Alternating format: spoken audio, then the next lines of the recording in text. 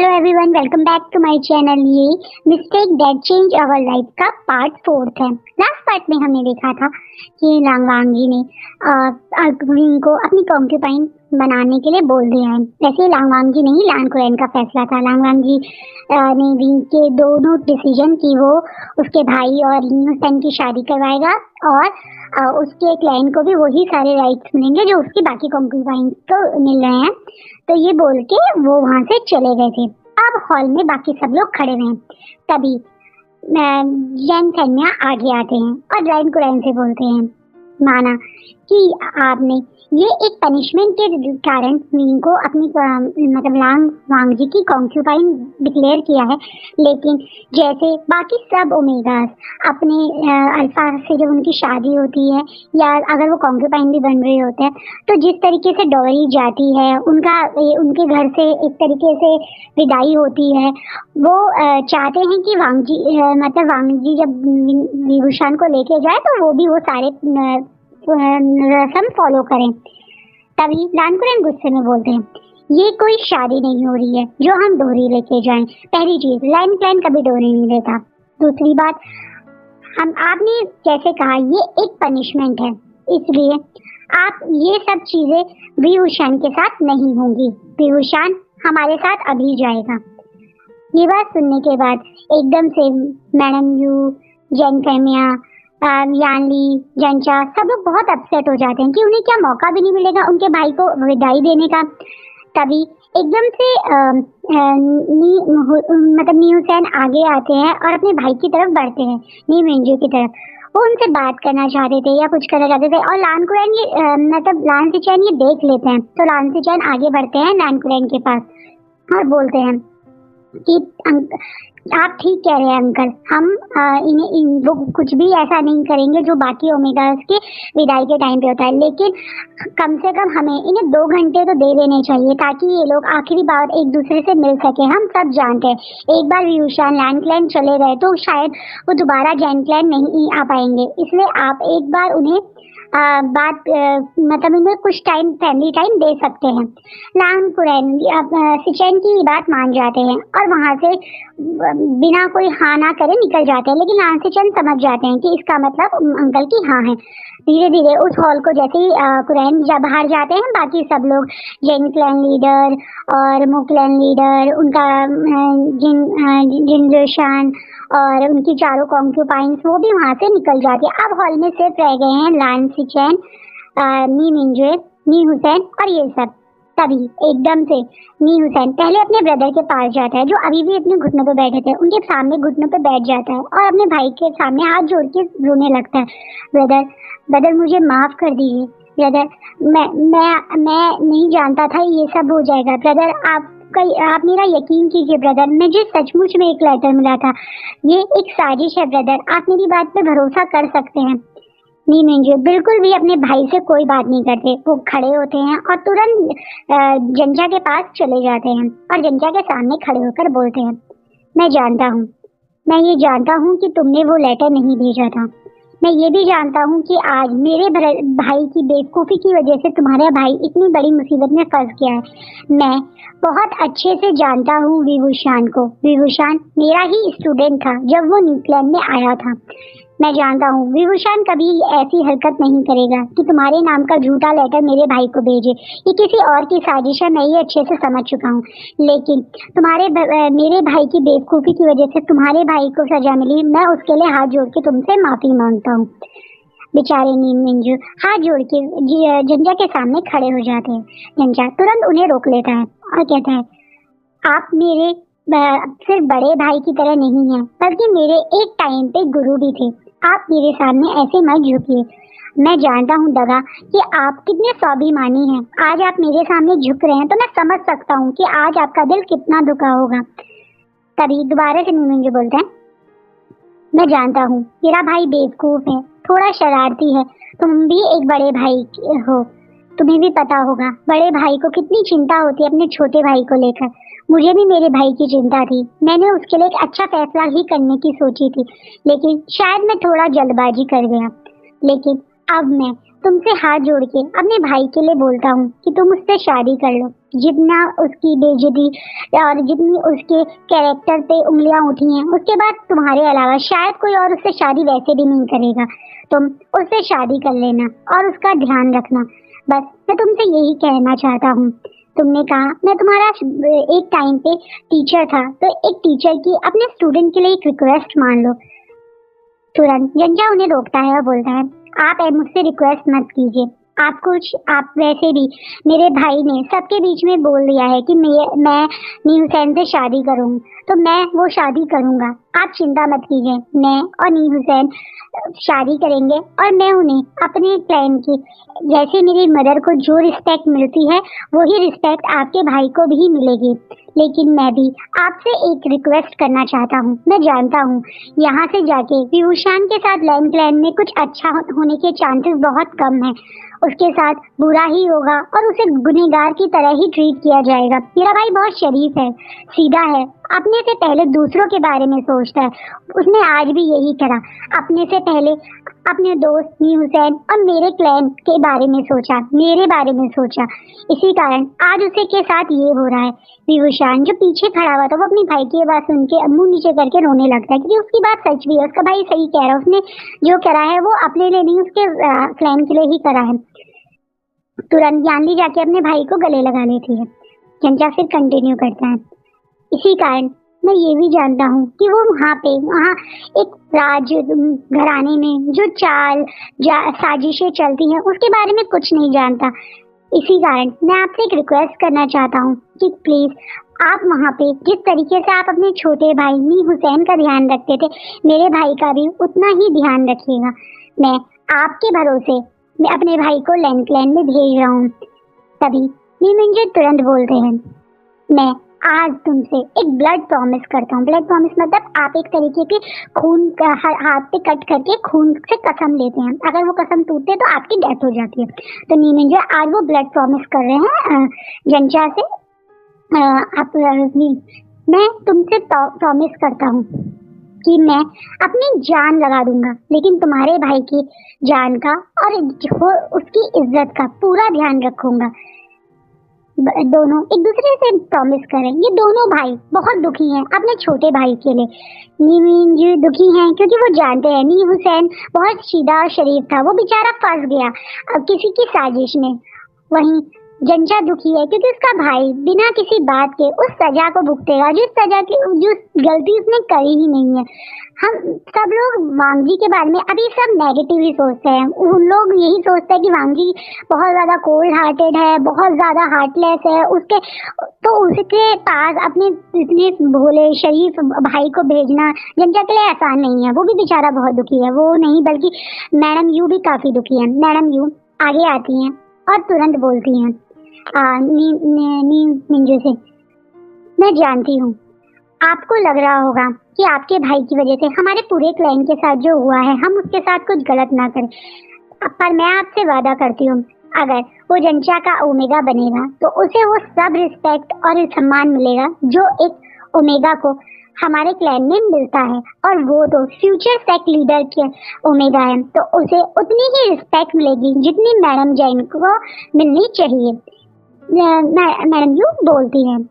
ये बात सुनने के बाद नीमिंजो भी थोड़े से मतलब नॉर्मल हो जाते हैं। तभी शिचैन आगे आता है और नीमिंजो को वहां से लेके चला जाता है। इस पूरे डिस्कशन में नीमिंजो ने चाहे अपने भाई के लिए रिक्वेस्ट की हो, अपने भाई की चिंता की हो, लेकिन उन्होंने ना ही नी हुसैन से बात करी, ना ही उसकी तरफ देखा। नी हुसैन को ये चीज बहुत ज्यादा हर्ट कर गई। उसके दगा चाहे उस पर गुस्सा करते थे, उसे डांटते थे, उसे पनिशमेंट करते थे, लेकिन कभी भी उससे बात ना करे या उसकी तरफ ना देखे, उसके साथ कभी नहीं हुआ था। वो दगा करते हुए पीछे उनकी तरफ दौड़ता भी है, लेकिन वो बिल्कुल उसे इग्नोर करके बाहर निकल जाते हैं। अब नी हुसैन मुड़ता है विंग की तरफ और विंग के सामने आके अपने घुटनों पे बैठ जाता है और उसे बोलता है, मैं जानता हूँ मेरी वजह से तुम्हारी जिंदगी बर्बाद हो गई। मैं तुम्हारे साथ ऐसा होगा कभी सोच भी नहीं सकता था। मेरा यकीन करो विंग, मुझे सचमुच में लेटर मिला था, तुम चाहो तो वो लेटर मैं तुम्हें दिखा दूंगा। ऐसा बोल के नी हुसैन तुरंत उठ के भागा अपने रूम की तरफ जाता है। जैसे नी हुसैन वहां से खाली, अब इस हॉल में सिर्फ ये जैंग फैमिली है। जिंचा पहले अपने भाई की तरफ जाता है और उसे गले लगा लेता है। ये भाई दोनों एक दूसरे को गले लगा के थोड़ी देर तक ऐसे ही रहते हैं। जिंचा जानता है उसके भाई ने जो आज किया वो बहुत बड़ी कुर्बानी है और उसके लिए बहुत बड़ा दिल चाहिए। जिस तरीके से उसने बिना डरे आगे आकर सारी गलती अपने ऊपर ले ली अपने क्लैन को बचाने के लिए, वो एक बहुत बड़ी बात है। तभी याली और मैडम यू जंचा से विंग को अलग करते हैं और विंग को अपने साथ लेकर चले जाते हैं। अब रूम में याली विंग को तैयार कर रही है क्योंकि वो कॉन्क्यूबाइन बन के जाएगा तो उसे ब्राइड के कपड़े पहन के ही वो भेजना चाहते हैं। वो इसी वजह से वो उसको रेड रोब पहना रहे हैं।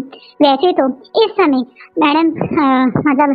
मैडम यू ने कुछ ज्यादा ज्वेलरी अपने बच्चों के लिए नहीं रखी थी क्योंकि उनके बच्चे काफी कम है। विंग अभी सिर्फ 18 साल का है, जंजा अभी 20 साल का है और याली सिर्फ अभी 21 साल की है। तो ये तीनों अभी मैडम यू इनकी शादी जल्दी करवाना नहीं चाहती थी और ये प्लान ज्यादा मतलब इसके पास ज्यादा रूल नहीं है और ज्यादा इसके पास पावर नहीं है। तो कुछ लोग मतलब इनके पास कुछ ज्यादा रिश्ते भी नहीं आते थे। तो मैं बेचारी मैडम यू के पास ज्यादा ज्वेलरी भी नहीं है।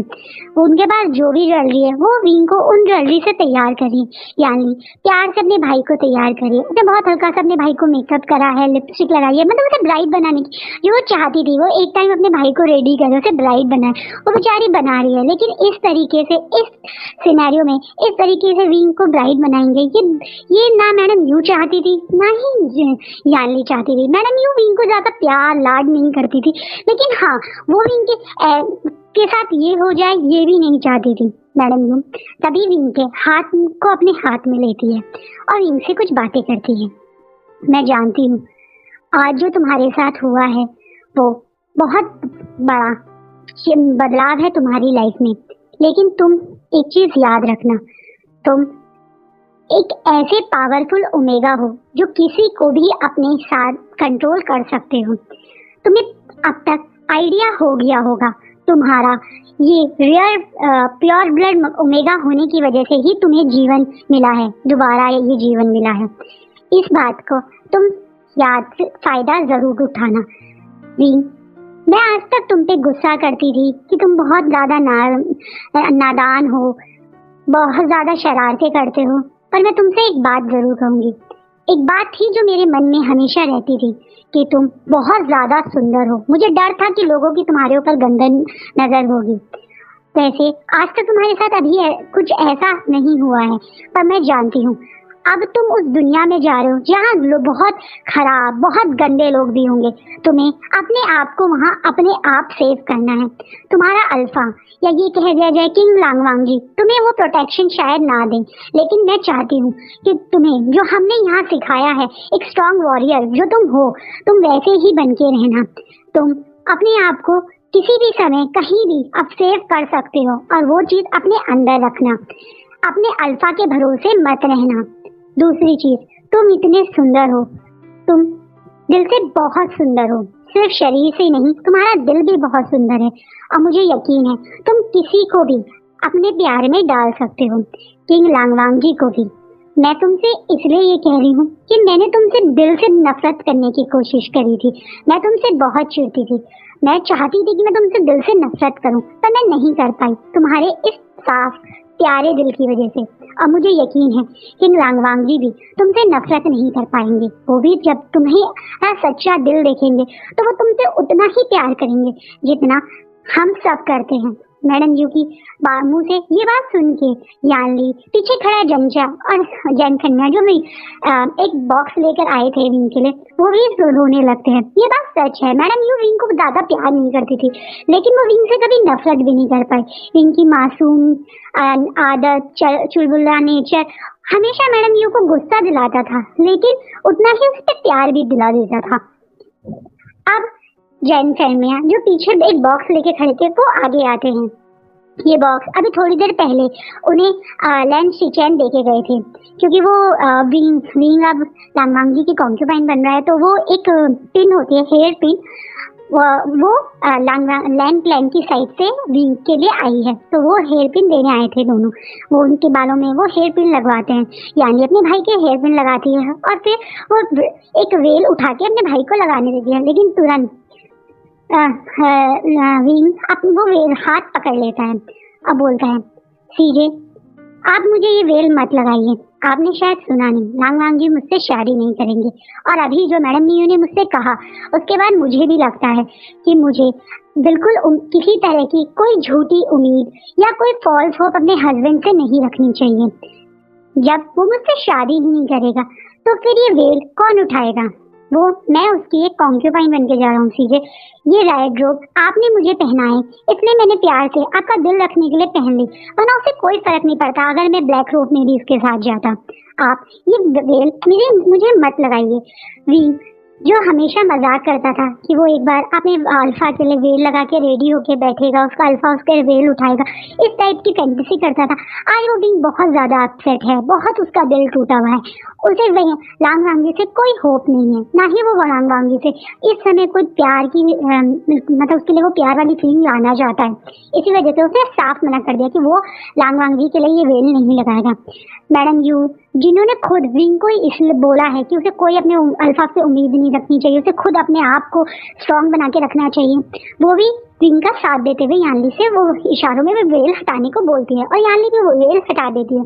अब ये सारे लोग बाहर जाने लगते हैं, तभी एकदम से नी हुसैन विंग के आगे आ जाता है और विंग को अपने हाथ में वो लेटर दे देता है और एक बात बोलता है, मैं जानता हूँ मेरे दगा मुझसे बहुत गुस्सा है, मेरे दगा मुझे देखना नहीं चाहते हैं, लेकिन अगर तुम्हें मौका मिले तो तुम ये लेटर मेरे दगा को जरूर देना। मैं जानता हूँ मेरे दगा बहुत इंटेलिजेंट है, वो जरूर पता करेंगे कि ये लेटर किसने भेजा है। विंग जो खुद जानना चाहता है ये लेटर किसने भेजा, वो जाते जाते नी हुसैन से वो लेटर ले लेता। नी हुसैन ने ये बहुत अच्छा काम किया था कि वो लेटर वहाँ छोड़ के नहीं आया था, वो अपने साथ ही ले आया था। तब से उसकी वो लेटर उसकी वो रेड रूम में था, उसने रोब चेंज कर दी तो अभी तक किसी को दिखाया नहीं था, लेकिन अब उसने वो विंग को दे दिया है। आगे ये लेटर बहुत अच्छा रोल प्ले करेगा, ट्रस्ट मी। अभी ये सब लोग बाहर जा रहे हैं और आराम मतलब गेट पे खड़े हैं। लैंड क्लैन के लिए मतलब जेनफिन ने कुछ खाने का भी इंतजाम किया था, तो वो सब लोग कर रहे थे। अब पूरी मतलब जो एंट्री है लोटस पे की, उसकी एंट्री पे अपने हॉर्स लेके, अपनी घोड़िया गाड़ी लेके या एक कह सकते हैं रथ लेके वहाँ पे सब लोग वेट कर रहे हैं।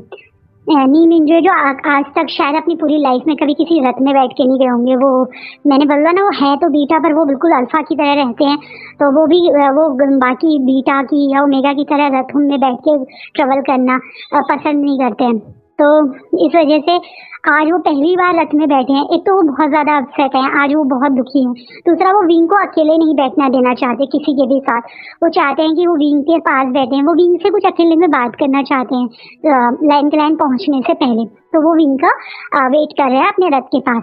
विंग जो अब बाहर आता है और जैसे ही वो बाहर आता है तो वहाँ खड़ा हर कोई, चाहे वो बीटा हो, चाहे वो ओमेगा हो, चाहे वो अल्फा हो, वो विंग से नजर हटा ही नहीं पा रहा है। सबसे पहले लांग जब पीछे मुड़ के देखते हैं विंग को, तो वो खुद एक मिनट के लिए शॉक में खड़े रहते हैं और फिर अपने आसपास के लोगों को मतलब अपनी सिक्योरिटी, अपने सोल्जर, अपने गार्ड और जो उनके साथ गेस्ट आए उन सबको देखते हैं। इवन ये बूढ़े बूढ़े से मतलब मास्टर मो और ये जेन प्लान लीडर, ये भी उसे घूर घूर के देख रहे हैं। इस समय पूरे रेड रोब में, मतलब उसने रेड रोब पहनी हुई है, उसकी बहन ने जो उसका हल्का सा मेकअप किया है वो उसमें इतना सुंदर लग रहा है जैसे कोई हेवन की फेरी नीचे आ गई हो, इतना ब्यूटीफुल, इतना प्यारा। वो सिर्फ एक 18 साल का ही है, तो उसके फेस पे वो जो यूथ वाली चमक है वो भी पूरी तरह से है, ऊपर से वो इतना ब्यूटीफुल है और ये हल्का सा मेकअप उसे इतना सुंदर, इतना अट्रैक्टिव बना रहा है कि ना चाहते हुए भी लांग वांग जी मन में कहीं खुश है कि उसको विंग उसका कॉन्क्यूबाइन बन रहा है। लेकिन हाँ, अभी वो बिल्कुल भी विंग से कोई इमोशनली प्यार यार नहीं करता, लेकिन हाँ वो भी विंग की तरफ अट्रैक्ट होता है और वो अभी भी हो रहा है। विंग धीरे धीरे से चल के आ रहा है, सब लोग उसे घूर रहे हैं जो विंग को बहुत अनकंफर्टेबल फील करवा रहे हैं। आज तक विंग को कोई भी लोटस पे में युनन में इस तरीके से नहीं घूरता है। विंग यहाँ सबका राजकुमार है, सबका लाडला है, सब लोग उसे इतना प्यार करते हैं, तो उसे इस तरीके से कोई घूरता नहीं है। तो विंग को ये सारी नजरें जो उसे इतनी बुरी तरह से घूर रही हैं उसे थोड़ा सा बुरा फील करवा रही हैं। ये एक तरीके से थोड़ा सा वो होता है ना, मन में अजीब सी फीलिंग दिल आ रही है विंग के मन में। वहीं विंग की ब्यूटी देख के शूशे और यहाँ तक कि मिंगयाओ भी काफी जेलस फील कर रहे हैं। पर शूशे की नीयत विंग को लेके कुछ अच्छी नहीं है। शूशे एक अजीब टाइप का पर्सन है। वो अधिकतर अपने सर्वेंट्स को भी हरास करता है, अपने ओमेगा सर्वेंट्स को वो हरास करता है क्योंकि वो बेटा है। वो अपने ओमेगा सर्वेंट्स को हरास करता है और ये बात अभी तक महल में किसी को नहीं पता क्योंकि मिंगयाओ कि वो गलत काम में मिंगयाओ का साथ देता है, तो मिंगयाओ ने ये बात अभी छुपा रखी है। लेकिन अभी वो विंग को देख के कुछ अच्छी नजरों से उसे नहीं देख रहा है। वहीं मिंगयाओ मन में बहुत ज्यादा जल रहा है, उसे इतनी जेलसी हो रही है विंग की ब्यूटी देख के। उसे डर है कि कहीं विंग की ब्यूटी में लांग वांग उसके प्यार में ना पड़ जाए। और उसका ये सोचना गलत भी नहीं है क्योंकि जिस हिसाब से विंग को लांग वांगी बिना नजरे झपकाए एक घंटे इतनी देर से घूरे जा रहा है, मिंगयाओ भी ये चीज फील कर रहा है कि लांग वांगी इस तरीके से किसी को टेंशन देता नहीं है। लेकिन अभी वो कुछ नहीं कर सकता क्योंकि उसको भी आइडिया नहीं था कि यहाँ पे आके इस तरीके से उसको एक नई कॉन्क्यूपाइन वो लेके आ जाएगा। उसे ये था कि वो तो खुश हो गया था जब वांगी ने डिक्लेयर किया था कि निशान को मार दो और जेंगप्लैन को सबसे अलग कर दो। लेकिन अब उसको लग रहा है कि एक नया कॉम्पिटिटर आ गया तो ज्यादा खुश नहीं है। नई रैंकिंग बहुत खुश है 2 रीजन की वजह से, क्योंकि उसका छोटा भाई विंग का बहुत अच्छा दोस्त है। विंग उसके छोटे भाई से सिर्फ 2 साल छोटा है, मतलब उसका छोटा भाई वैनिंग अभी 20 साल का है और विंग 18 साल का। जब ये ट्रेनिंग पे गए थे तो विंग 16 साल का था, वैनिंग 18 साल का था। अब विंग 18 साल का है और वैनिंग 20 साल का है। और हमारा जो ये है अपनी रैंकिंग है वो 23 की है और लांगवांग जी 24 के हैं और नीमिंजे और लांसीचैन 26 के हैं, यानी अभी 21 की ही है। और जैसे मैंने बताया 30 साल के ही अपने जंचा हैं और 19 साल के हमारे नी हुसैन थे। तो मैंने आज इनकी डेट मतलब आप एज भी बता दी आपको इस समय। वो सब लोग अब रेडी हैं और यहाँ से निकल रहे हैं। सब लोग मतलब ना चाहते हुए भी विंग को दुखी मन से गुड बाय कर रहे हैं। विंग भी बहुत अपसेट होके बैठा हुआ है क्योंकि उसे उम्मीद की थी कि वो डेथ पेनल्टी उसे मिल जाएगी, लेकिन ये उसकी मौत से ज्यादा बुरी सजा उसे लग रही है क्योंकि जिस तरीके से उसे बोल के ले जाया जा रहा है उसे बहुत ज्यादा छोटा फील हो रहा है। मतलब उसे ऐसा लग रहा है कि उसका कोई वजूद ही नहीं रहा। उसे इतना नीचे गिरा दिया है कि सिर्फ एक गॉड वॉर्मर या सिर्फ एक उसको सिर्फ एक फिजिकली या सेक्सुअली सिर्फ सर्व करना है लांग वांग जी को। ये चीज सोच के उसे बहुत घिन आ रही है। वो कभी भी किसी की कॉन्क्यूबाइन तो नहीं बनना चाहता था। वो चाह रहा था कि या तो किसी की वाइफ बने या फिर वो एक वॉरियर ही बन के लाइफ टाइम तक रहे। लेकिन वो इस तरीके से ऐसे जाए अपने घर को छोड़ के, अपने क्लैन को छोड़ के, अपने यूनबक को छोड़ के, वो कभी नहीं चाहता था। वो बहुत अपसेट होके बैठा है। नीनिंग जो उसके बहुत प्यार से, क्योंकि उसको बिल्कुल नीन जैसा ही मान रहे हैं, उसे प्यार से उसके साथ हाथ करा रहे हैं। उसे रियलाइज होता है कि हाँ यहाँ याल्डी और जंचा अगर उससे दूर हो रहे हैं तो वहाँ उसके पास नीमिंजे और सिचैन तो है, क्योंकि वो जानता है सिचैन का भी उसे बहुत प्यार करते हैं और नीमिंजे भी उसे बहुत प्यार करते हैं। जब वो नीकलैंड में एज अ स्टूडेंट था तब भी वो लोग उसे बहुत प्यार करते थे। अब ये लोग यहाँ से निकल रहे हैं लैंड के लिए। नहर से बाहर आके ये शहर में पहुंच गए हैं, सिटी के पहुंच गए। तभी एकदम से कोई लान वांगजी के घोड़े के आगे आके 2 बूढ़े लोग बैठ गए हैं अपने घुटनों। और आज का चैप्टर हम यही रोकते हैं। तो वो कौन है 2 बूढ़े लोग जिन्होंने रांगवांगी को और इन सबको रोक दिया है, ये हम अगले चैप्टर में देखेंगे। एंड आई होप गाइज आपको मेरा ये फैन फिक्शन भी उतना ही अच्छा लगे जितना आपको मेरा फर्स्ट फैन फिक्शन लगा था। दूसरी चीज मैं बता देती हूँ, ये कहीं भी रिटन फॉर्म में नहीं है, ये मेरे ही इमेजिनेशन है और मैं ही इसकी राइटर स्टोरी टेलर हूँ। सो आपको जैसा भी लगे आप प्लीज मुझे फीडबैक दीजिएगा। Thank you so much.